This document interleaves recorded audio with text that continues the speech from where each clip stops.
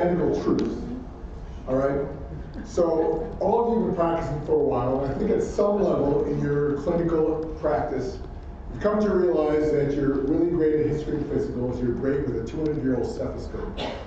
But there's limitations to what you can do. And for patients who are not that sick, having some uncertainty in your diagnosis is okay. As patients get sicker, that doesn't really work.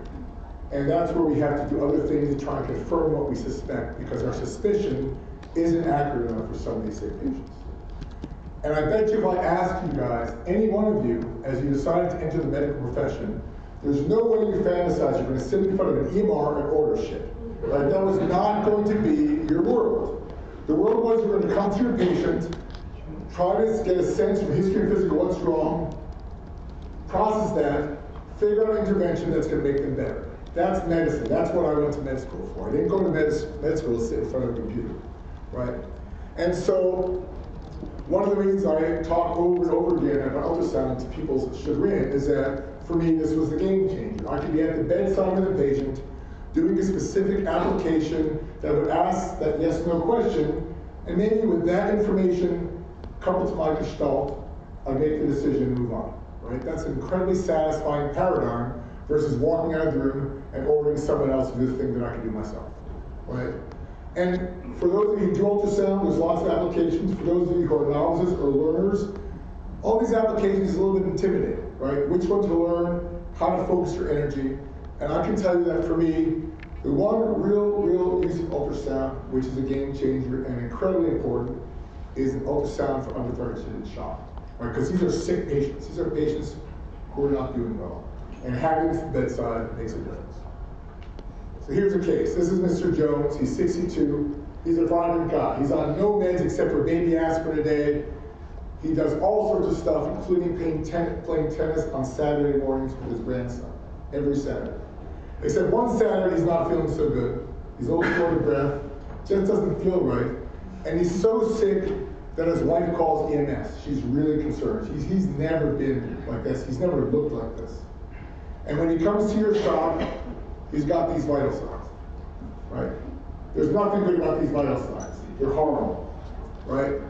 Mr. Jones is dying, right? But you do everything right. He's in shock. You know how to do this, right? O2 IV monitor, you do all that stuff. You hang some crystalloid 2 liters. Well, what's the problem? When you go back and see him again and check his vital signs, these are worse. So he's dying in front of you. You've done everything right, but he's dying. So what do you want to do now? What's wrong with Mr. Jones? What are you going to do to fix this? Right? And that's the issue with undifferentiated shock and clinical exam. You don't know.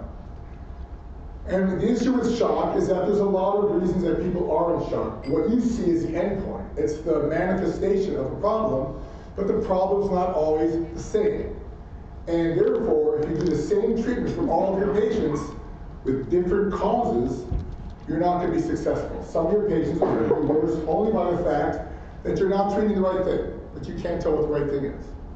And one of the problems is you can do everything right. You can get the cause, you can do the intervention, you can do everything right, and your patient's going to die. Right? That's shock. Patients don't always survive shock no matter what you do. But for most of us, and this is true for almost every sick patient I've ever had, right? How many times you leave a room of somebody who's sick and had a bad outcome, you say, geez, you know, could I have gotten this a little bit earlier?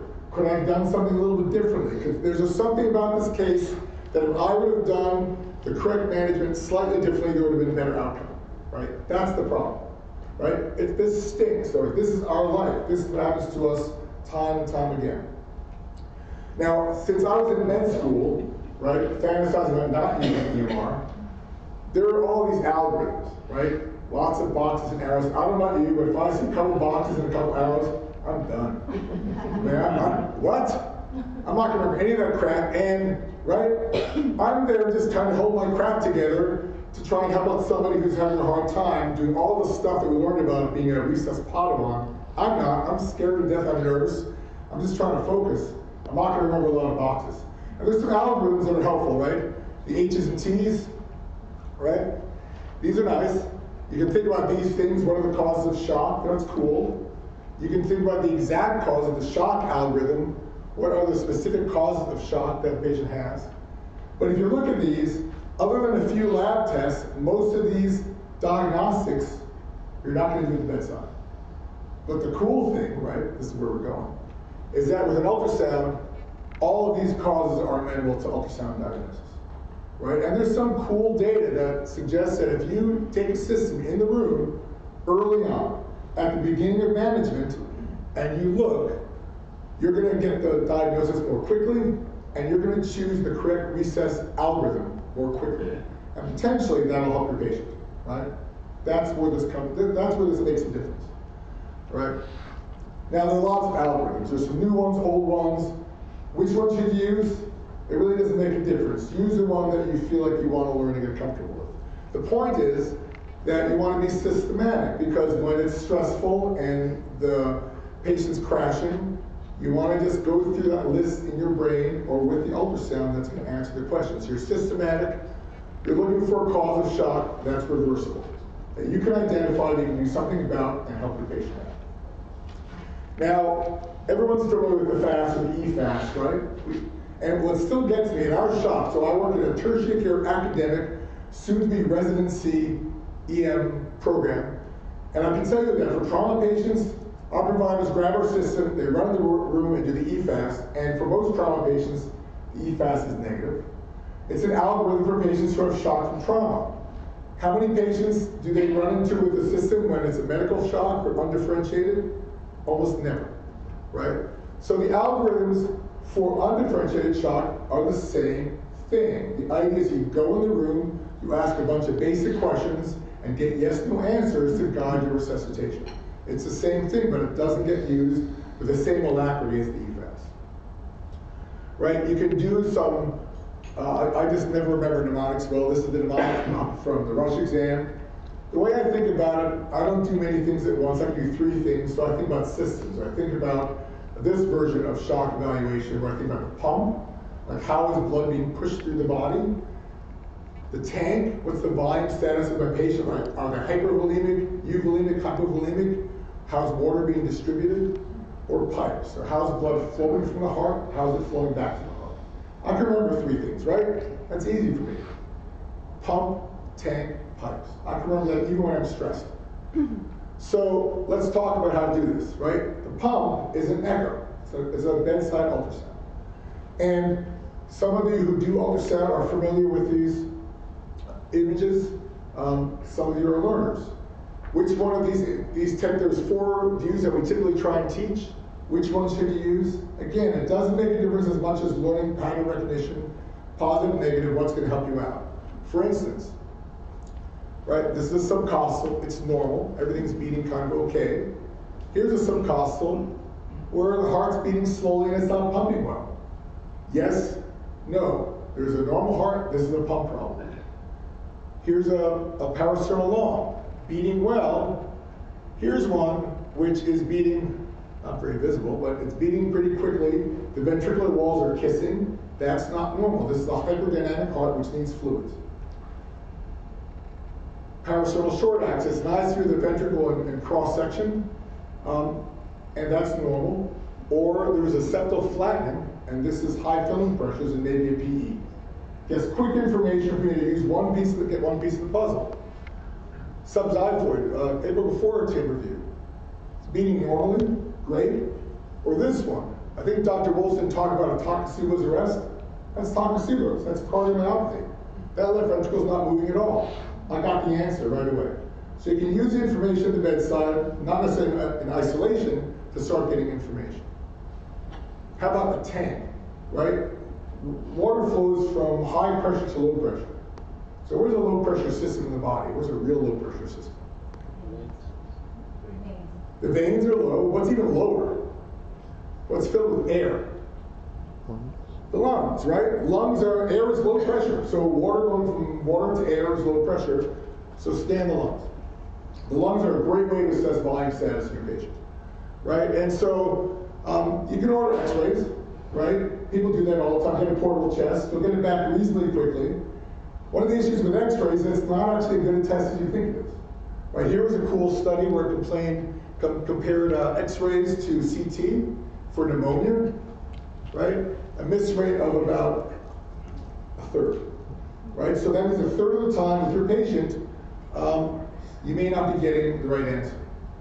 And of course, this is an ultrasound talk. The data for ultrasound is pretty good. If this is the data for all the studies in x-rays, and I'll argue that even this 77% here is a really bad study. I'd say 3/4 is probably reasonable. If you compare that to all the ultrasound data on pneumonia, the worst test for ultrasound still is better than the best test for x-ray. So it's a better test.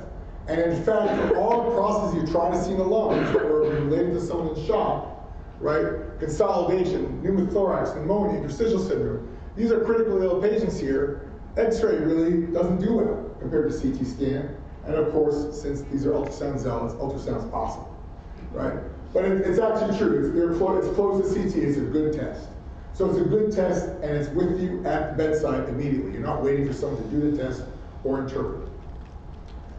So how do you do lungs? I'm not going to do a lot of stuff on ultrasound. The idea, again, is to be systematic and do pattern recognition. I think people are familiar with the idea of pneumothorax. You look for lung sliding for no pneumothorax, no lung sliding for pneumothorax, and that can cause shock, attention pneumothorax. But in reality, for lungs, you want to do a little more stuff where you're looking at a pattern. The pattern that we look for that's normal is something called A-lines. What A-lines mean, these horizontal lines on lung, just means that the pleura that you're measuring with your ultrasound system, it looks healthy, right? So A-lines, you can take and interpret that this is healthy lung without water in it, not having a pneumonia, basically normal lung. Compare that with this, and these are B-lines. And again, we won't go into a lot of the physics of this, but B-lines have a thicker pleura and is a different appearance. So this is normal, this is abnormal, and it's a yes-no question. So you can use the pattern of how you see this to make an interpretation. Or you can look for really subtle stuff about specifics for pneumonia or another finding, and that's more advanced. But really, it's normal, abnormal, and what's the pattern, right? Or you can look for this, right? What's black in ultrasound? Fluid, right? So this is a huge pleural effusion. Maybe this person's in shock because they have so much water in their lung, it's affecting venous return, right? That's a piece of information in your puzzle. If the lungs are normal and you're concerned about volume, you can do other things like do the FAST study, right? Look at the right upper quadrant, the most sensitive place for fluid. It might be negative, it might be positive. This could be blood, this could be ascites, bacterial peritonitis, or for this 38-year-old woman who had shock and maybe a little twingy belly pain, you can see blood in her belly and a rectopic. You can look around and try and find other things that may cause the patient to have a problem. Finally, it's the pipes. And somebody mentioned IVC before veins. I think classically IVC had been a metric that we've used for volume. And IVC is not all that it was cracked up to be in terms of measurement. I think the IVC is useful that if it's really, really big and plethoric, that suggests an obstructive shock or someone's volume overload. Maybe not, but that's an important piece of the puzzle. And if the IVC is really small, that's someone who probably will tolerate volume and be helped by having volume. So you can start tailoring the resuscitation from that piece of information. If you're really into the IVC, the latest is portal venous pulsatility, a great technique, but not for this novices and starters. What's this that I'm showing here? Somebody knows that. All right, it's time for chocolate. There you go. That's an aorta. Don't forget that people, especially elderly patients, can show up with this and they'll have no belly pain. So just taking a look around saying, is there a reason this person's in shock that's distributed for hypovolemic, you can make this diagnosis. Same thing with the veins in the leg, right? So you think someone may have a PE, go look at the legs. If veins compress, that's negative. If they don't compress, that's positive. But the idea is using the system at the bedside to answer some basic questions that may help you make your decision making. All right, that's quick and dirty. Let's talk about a couple cases. So let's go back to Mr. Jones. Right, he came in, he's getting resuscitated, his vital signs stink, you have no idea what's going on. So what do you want to do? Heart fluids. Look at the heart. Right? Here's his heart. And again, I can tell you that there's some basic things here that are pretty obvious. Number one, on a parasternal long access view, that RV should be smaller. It's big. So right away I'm saying, okay, he's got a big right ventricle. control. Maybe that's his chronic condition. This guy is a healthy dude. I'd be surprised if he chronically had a big RV. That's okay. On the power sternal long below the RV, over to the left, is the LV. Does anybody see something wrong with that LV? No fluid. There's no fluid in it, right? Ventricles have blood. That's black. I don't see black. So now I have two pieces of the puzzle. He's got a big RV, and he's got an LV that's not filling, right? I've been at the bedside 30 seconds. I think I got the diagnosis, right? I think this is a massive PE, right? 30 seconds. Well, let's keep going. I'm going to take another look at his heart. And in classic, when you look at the apical 4, the right side should be about 2/3 of the left side. Is that right side bigger or smaller than the left side? It's effing huge, right? That is one big ventricle, right? Right? How about which side of the heart is higher pressure, the left or right? Which is higher pressure system? The left. So where should the septum go? Towards the left or the right? It should go to the right. Is it going to the right? No, it's going to the left.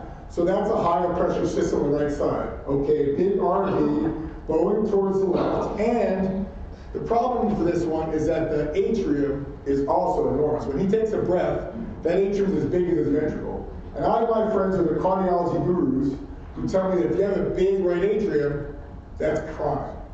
I can tell you this is not chronic. This guy's been playing tennis, he's been active, he hasn't had a problem in his life. This is not chronic.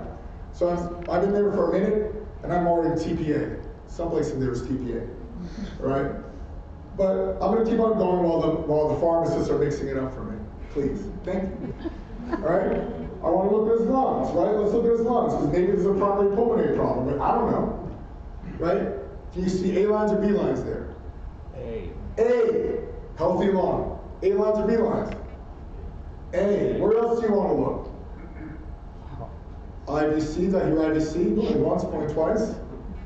Right, what do you expect for the IVC?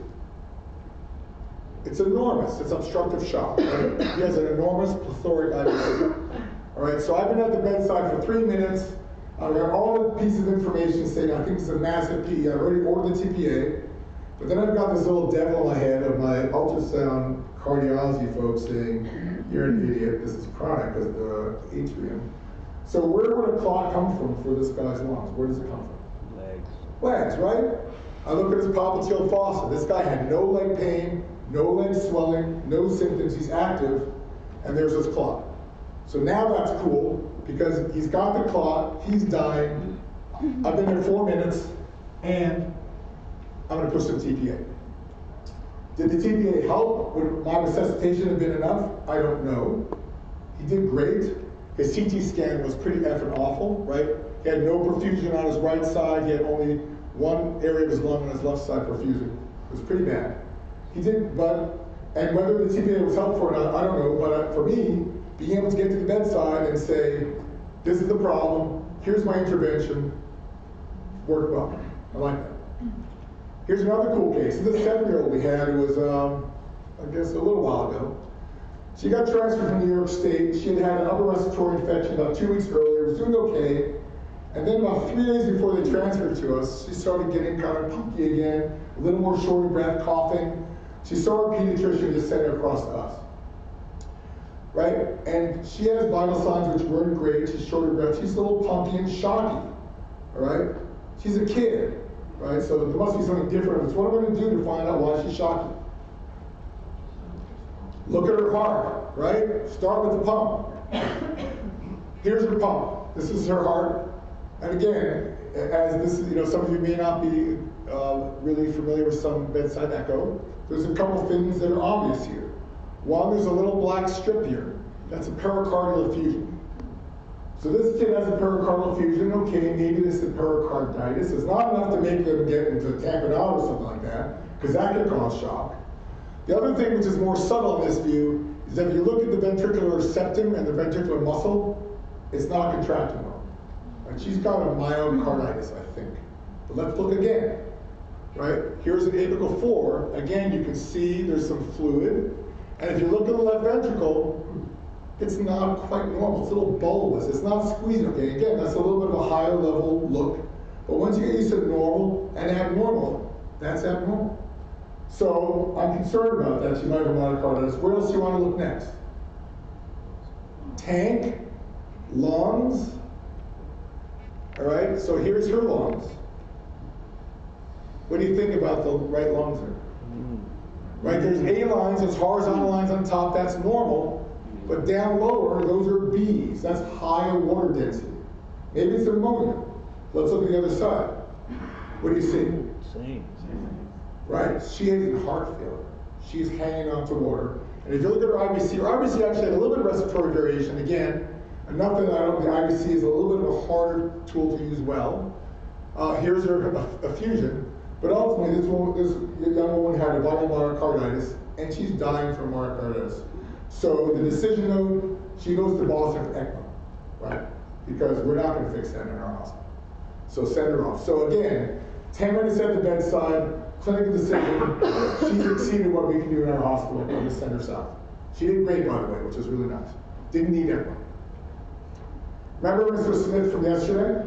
Good old Mr. Smith. Well, he comes back again, and as usual, goes, "Doc, I don't feel good." Right? And he's a little shocky, he's a little short of breath, he's got a little right-sided pain, he always has that. So he can have a lot of stuff, right? He's got diabetes, hypertension, coronary disease, he smokes, he drinks. So how am I going to figure out what's wrong with Mr. Smith? Well, we heard from Ron, Dr. Medicine, I'm not sending a B&P on him. That's not going to work. What do you want to do? Look at his heart. Check the pump. All right? Here's his pump. And that looks pretty good. That's a normal pump. Cool. All right, what else do I want to find out? He's a little short of breath. He's pain. Check his lungs. Check the tank.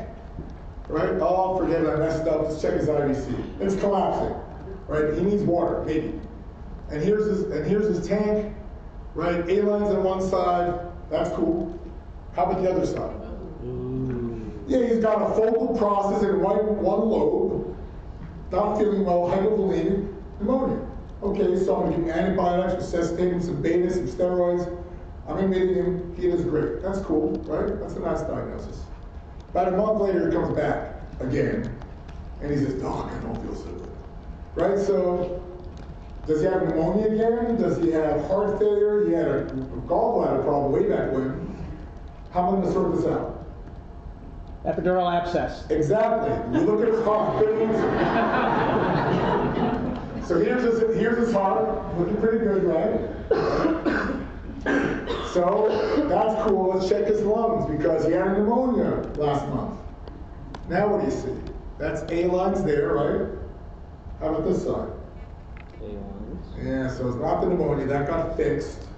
That's cool. It could be a PE, but not likely with that heart. Here's his IVC, it's collapsing. So now Mr. Smith has all these things that are kind of normal. He needs fluids, but he's sick.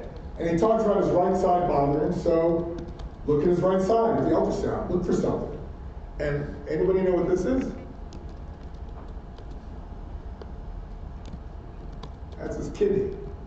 So he's got an obstructive stone and has urosepsis from an obstructive kidney stone. Right? He's a sick guy. These patients will die quickly. That's cool. I got the diagnosis now, right? So he gets some Cipro, he gets a percutaneous drain, he's resuscitated. Boom! I feel like a rock star. And the problem is, in our shop, that he's supposed to go to the ICU, and they're supposed to manage him upstairs, but there are no beds. There's never beds. So he stays down, and I'm running around feeling really good about myself, seeing other patients, but all of a sudden the nurse goes, "Pete, you want to take a look at Mr. Smith?"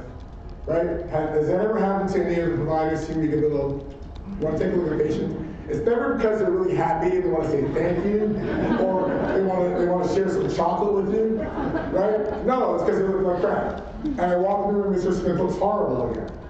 He's in shock again. He's sweaty, he's diaphoretic, he's tachycardia, he's hypotensive. So what's the problem? I don't know. How am I going to find out? Start over. Start over. There's his heart. What do you think about that heart? Well, you don't have to ever done cardiology ultrasound. That doesn't look good. It's not moving. And this is what happens to elderly patients with heart disease.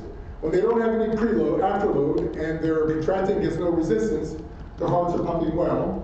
As soon as you put some fluid on board and you start giving them a little afterload, they don't work so well. And I look at his lungs, and sure enough, right, he had clean lungs before. He's got B lines on one side, he's got B lines on the other side. Crap. That's not good. IVC is a little big again. Looks just like the guy with the P. It's amazing. Right? So I'll just try to kill Mr. Smith. Right? I gave him fluids, and there's good data, right? This is what Dr. Claus was talking about yesterday with resuscitation. If you just hand the fluids in and go away, you kill your patients. So I tried to kill Mr. Smith. I like Mr. Smith. I see him a lot, right? And the reason this happens is you don't know where people are on the Starling curve when they come to your shop. If everyone's on the steep part of the curve, go ahead and give him fluids, that's great. But you don't know if he shows up and he's over here, and his heart is in this red line, he's maxed out, you give him fluids, he's gonna die. Right? Or maybe he was over here, right? You don't know how tolerant Mr. Smith is. So the point is that not only is ultrasound good at the beginning of resuscitation to get a sense of what's going on and make a decision that's gonna help your patient out, but you can use it over and over again to ask yourself the question, am I doing the right thing? Is what I'm doing helpful, then should I do something else, right? Use it beyond resuscitation. All right, so that's a quick and dirty. It's a game changer. So you want to learn to use it early, basic pattern recognition, right? Be systematic. Look for things that are reversible that you can do something about, that you can guide your choices, and then use it as you go on to see if you're doing the right thing and change your management. All right. Thank you very much.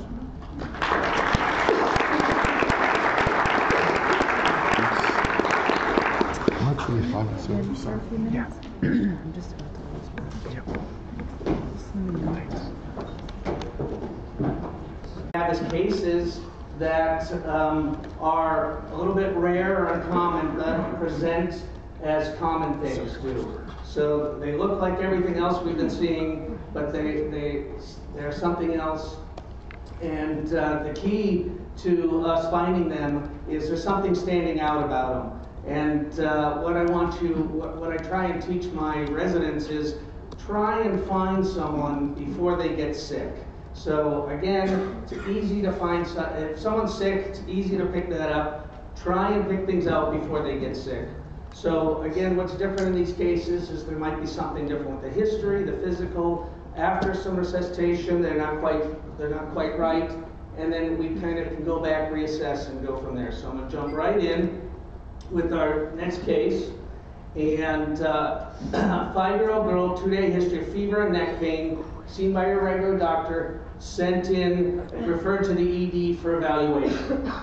There's her vitals, fever, neck pain, sent in. What do you think? What are you worried about? I'm gonna have to get you off. Peritonsil. That's what you're starting right with? You know what they were sent in for. What were they sent in for? For you to do an LP. Right? Because they didn't want to do the LP. Right? And now, do you tell the family? No, you guys never tell. Not you guys, but you know, they send it to them. They don't tell them. Oh, when you get there, they're going to stick a needle in your back. Because they want you to show up. Right? They want you to show up. So this patient was sitting in. Can you put your head down? And can you go to the side? Good. And to the other side? Can you go as far back as you can? Is that as far as you can go? Can you go a little bit more? Now, does that hurt? Yeah? Does that hurt right here? That hurts here, right? Okay. Yeah, okay. All right. I don't know where the music's coming from. Thank you. What did you think about her? A little bit stiff, not too stiff? Not meningitis? No. So, here's some Tylenol, see you later. You're going to do some work. So, right, before this, here's her x-ray. Right? We'll go back, we'll go back. So, that space there, yeah, who kept yelling retropharyngeal? You're like the attending at the student conference. It's this, it's this! It's this! One chance. Who is it? Yeah, I knew it was it.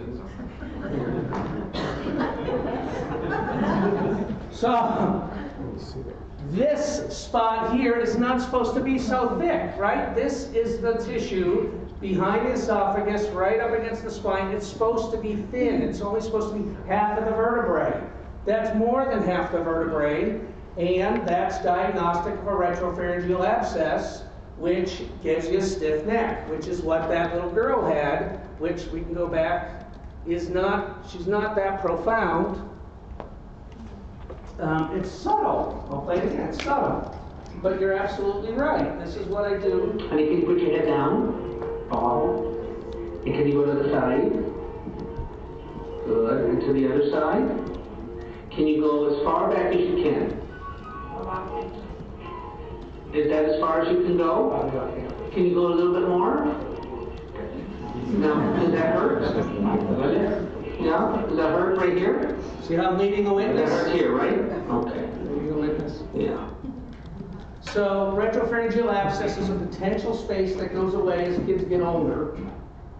And in the meantime, you can get inoculated from a URI, direct trauma, and it causes those symptoms: painful sore throat and a stiff neck. So the differential is torticollis, epiglottitis, meningitis, and then, as you can see, also causes some bad stuff. So certainly something to keep in mind. So this one is not really a horse and a zebra. This is a zebra among zebras. But certainly before having to do an LP, that is my algorithm. I think RPA, if the X-ray is negative, then I do the CAT scan. But it's in my workup. That's what I do. And again, if it's I always kind of hope for the family that it is, so that we go down that route. All right. Any recent RPAs in anyone? One caveat to this: if you're not careful with the croup kids, if you get a lateral neck on a regular croup kid, you're going to oftentimes, they're going to be flex, they're going to be exhalation, and the radiologist is going to say, can't rule out RPA. So with a regular croup kid, you're going to chase them with a CAT scan. So be careful with your lateral necks on croups. All right, next case. 12-year-old girl, flu-like symptoms, several days, complained of fever, sore throat, body aches. There's her vitals. Doesn't feel well, a little tacky, a little tender, whatever. So everybody who's come into the ER for the last month, everybody. Every single one. So, influenza, right? So,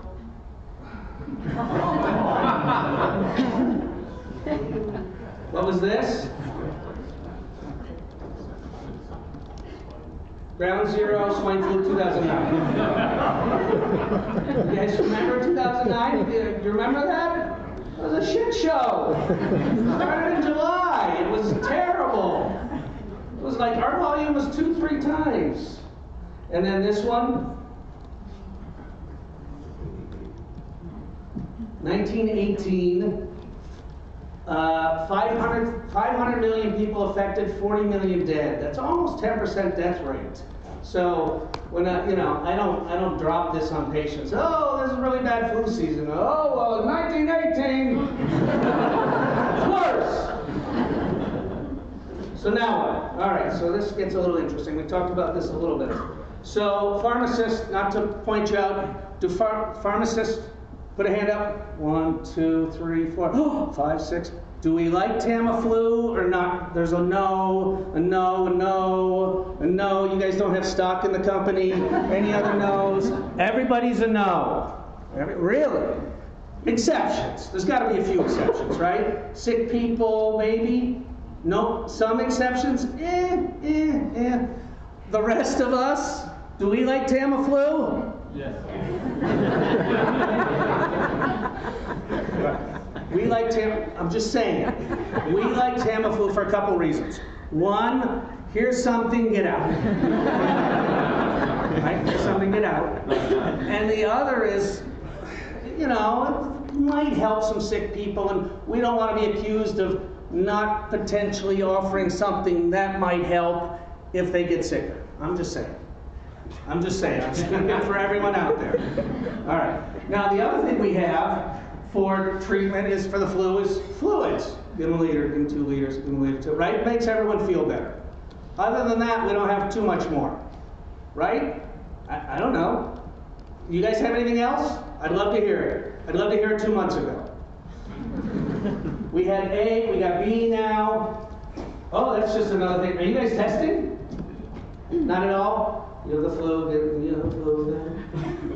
They test for the little ones. I test for the ones that said, we had the flu 3 weeks ago, and I say, well, I think you have the flu now, so I test when things get a little murky.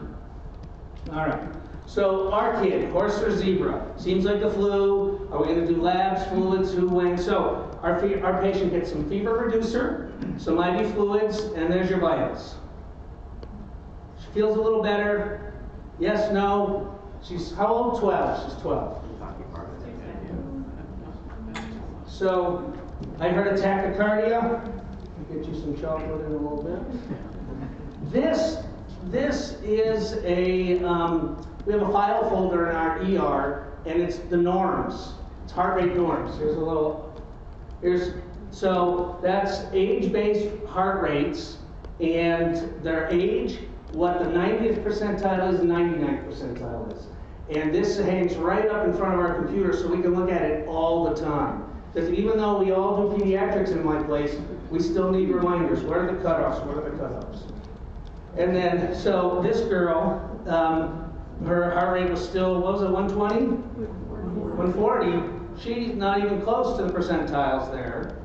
Her percentiles are way off. I mean, she should be, in the 90, she should be less than 110. So the question is, do we blow it off? Do we not blow it off? There she is, 140. She feels a little better. You gave her fluids. Again, she's fallen out of the range. So our patient, I start doing a little bit more of a workup. She's tachycardic. I'm worried about her. Troponin's elevated. BNP elevated. There's her chest X-ray.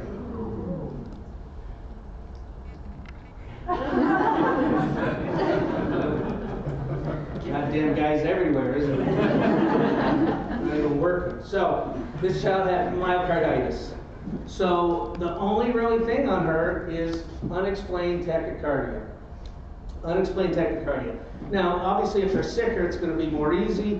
Peter's patient was, obviously, she wasn't doing well, and he picked it up on ultrasound, poor perfusion, but these cases are, they're tough. It is flu season. Everyone's tachycardic. So our policy is, you know, yes, you're going to be tachycardic, you have a fever, you don't feel well. I want my repeat vital signs, not just the temperature. So I have to educate the whole department. I don't care, I do care if the temperature comes down because they're going to feel better. I want their heart rate to come down.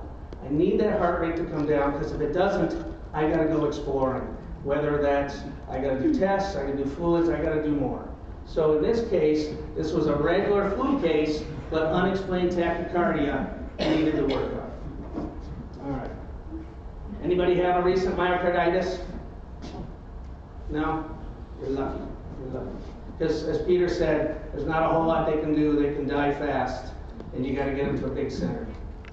All right. Another flu-like illness. Imagine that. 6-year-old girl, low-grade fever, nausea, vomiting, myalgia. Saw our doctor yesterday. There's her vitals. A little dehydrated. Doesn't look terrible. Vitals, you like them? You don't like them? Not terrible. One of these days I'm going to put a normal one in here, and then you guys will. Little temperature, little tacky, little respiratory. So, right? Those things stuck. Look it down. Cap refill, a little delayed. Little distal extremities cool. Peter, what do you want to do? Ultrasound. Check the tank. No, wait a minute. The tank first? Pump, tank, pipes. I was listening. All right, so this was a real patient. This was their working diagnosis at the time: flu, gastroenteritis, UTI, and the tachycardia was from her dehydration. All right. So she got fluids, labs, Tylenol, Zofran, no Tamiflu. Did you see that? No Tamiflu. So after a liter, heart rate, feeling better. Quote, this was in the note, skipping to the bathroom and back. All right. More better. So, got a little bit of a workup. Urine is negative for infection, and influenza and A and B were negative. Now what? You want to see that graph again? Heart rate graph? It's right in front of your computer. It's right there. You can't miss it. So she's 6, so she kind of falls between 4 and 8 right there. She's 120, 110, 130. She's not bad. It's not bad. She feels better. We done? No, we're not done. What did we not like about when she first showed up? Cap refill was delayed. It should be improved. She got fluid, so we got to go back and check on her. So we're not going to send her home yet. We got to check on her. So she continued to have poor perfusion in her hands. Okay. So now what? I know what Peter wants to do. I got to go charge up the ultrasound, get it warmed up. We're going to start with a little bit of a workup. So BNP, normal. Troponins, normal. EKG, right? We're going that way. She's got a little bit of perfusion.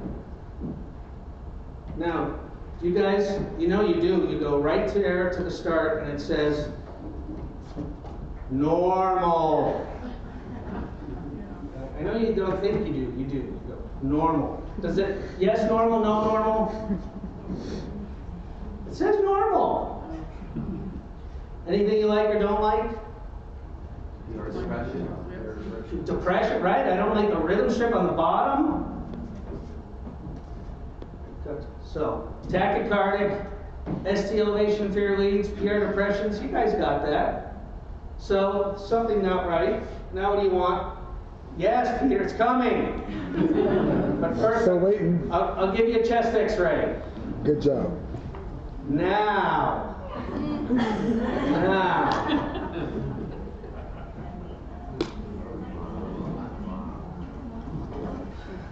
I learned something from you, Peter. Black is fluid. And the beady thing is the heart. So what do you guys think? So, huge effusion. She went to the OR. They pulled off 200 cc's of fluid, viral pericarditis with effusion. She's doing great. This girl was in our ER, looking great, almost ready to go home. The reevaluation, and it was one of my residents, and I said to her, I said, how'd you know to go back and check on her? Everything kind of looked good. Dr. Nelson, you said you got to recheck the patients. I'll take that safe. But this girl, let's say we just called her flu. She could have gone to the floor. She could have she's a little tachycardic, she's flu, she's dehydrated, she's going to get admitted. She could have tamponaded on the floor. I mean, this really was, I think, a huge shame. Home dead, floor dead. This is, this was a good save. Good save. So, in terms of, she had a pericarditis. I'm not going to go through everything, but lots of different symptoms. In our girl, she had poor distal pulses. That was it. Diagnostic tests, again, you guys have done this 1,000 times. I'm not going to go over it too much. And then treatment is, if it's mild, they go home with pain medicine. If it's more severe, they stay. And obviously with effusion, you're going to do something about it. I don't see pericarditis that often in the pediatric world. I try and find an excuse to keep them. I do. I don't know about you guys. Yes? No? Tylenol, get the hell out of here? Is that what's happening? I just need to know if I'm an outlier. Remember the burn talk? He said that the burn center, they always overestimate the burn. I know why we do that. Because you want the burn center to take our patients. That is on purpose. I think it's 1,000% burn. They got to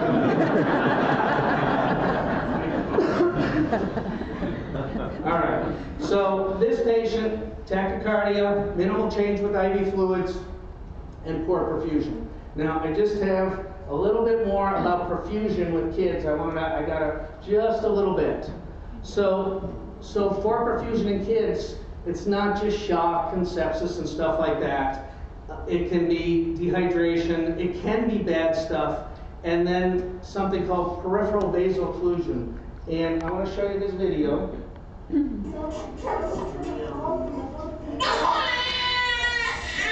Good morning.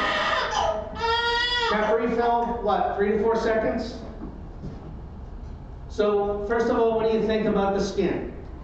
It's mottled, so you're thinking potentially bad, right? Potentially bad. The cap refill, 3 to 4 seconds. What about the cry? If you're single, it's a bad cry. It's a bad cry. Vigorous cry. Vigorous cry, so it's a vigorous cry. So this kid was brought straight back from triage by the nurse appropriately, modeled, poor perfusion, and worried about sepsis. So a couple things. One is I assessed the patient and then I did some things, but I was pretty sure this was not sepsis. I was pretty sure this was the febrile response of an infant.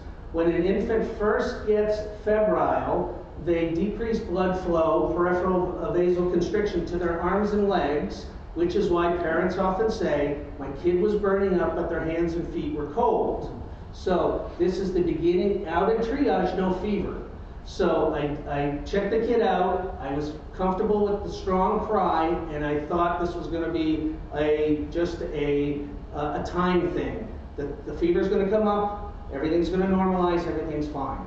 So why did I then put it in IV, do labs, give fluids and antibiotics? Why did I do that? Because my wife says I'm a dumbass and I'm wrong more often than not, right? So I was pretty sure I was right, but I don't want to be wrong if the kid's septic. So sure enough, during the workup, fever goes up, get some Tylenol, fluids normalize everything. This kid looked great, labs looked viral. This was just a regular febrile response on a kid. But you can see that quite frequently in a kid who's just starting to get a fever, this poor perfusion look. All right. So in summary, common things can present, rare things can present with common things. In the back of your mind, you guys have been doing this long enough, if something's not quite right, do some more tests, and then don't ignore unexplained tachycardia. Thank you very much.